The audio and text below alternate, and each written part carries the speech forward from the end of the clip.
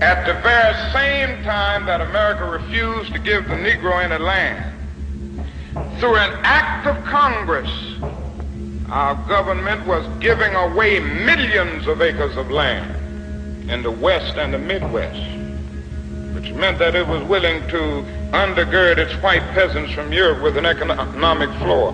But not only did they give the land, they built land-grant colleges with government money to teach them how to farm. Not only that, they provided county agents to further their expertise in farming. Not only that, they provided low interest rates in order that they could mechanize their farms. Not only that, today many of these people are receiving millions of dollars in federal subsidies not to farm, and they are the very people telling the black man that he ought to lift himself by his own bootstraps.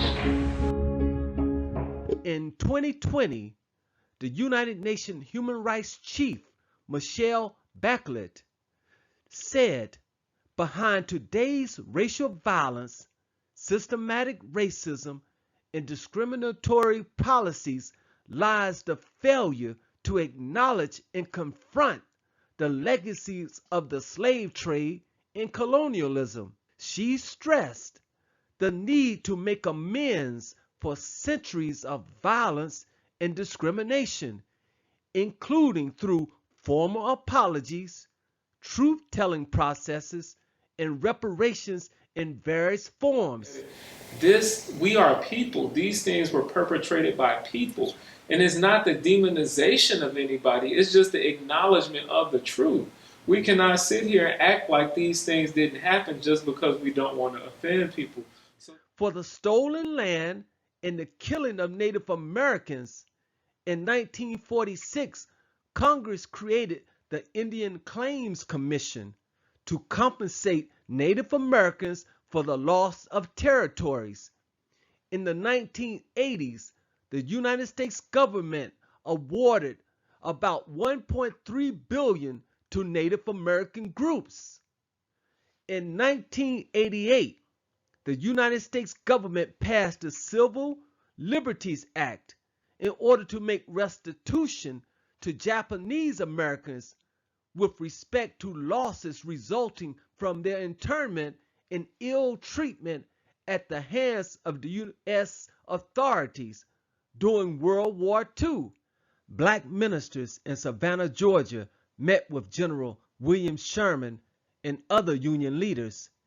Essentially, they told him, we want to be free from the domination of white men, we want to be educated, and we want to own land. 4 days later, General Sherman signed Field Order 15, setting aside 400,000 acres of confiscated Confederate land for freed Africans, and some also received leftover army mules. This became known as the 40 acres and a mule. In 1840, the South grew 60% of the world's cotton and provided some 70% of the cotton consumed by the British textile industry. The prosperity of this country is inextricably linked with forced labor of the ancestors of 40 million Black Americans. America, in many less than subtle ways, has admitted to knowing there is an issue and that some type of restitution is needed. Also, because the U.S. has given reparations to slave owners in the past.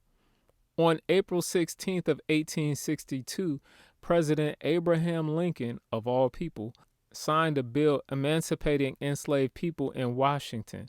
But to ease slave owners' pain, the District of Columbia Emancipation Act paid those loyal to the Union up to $300 for every enslaved person freed.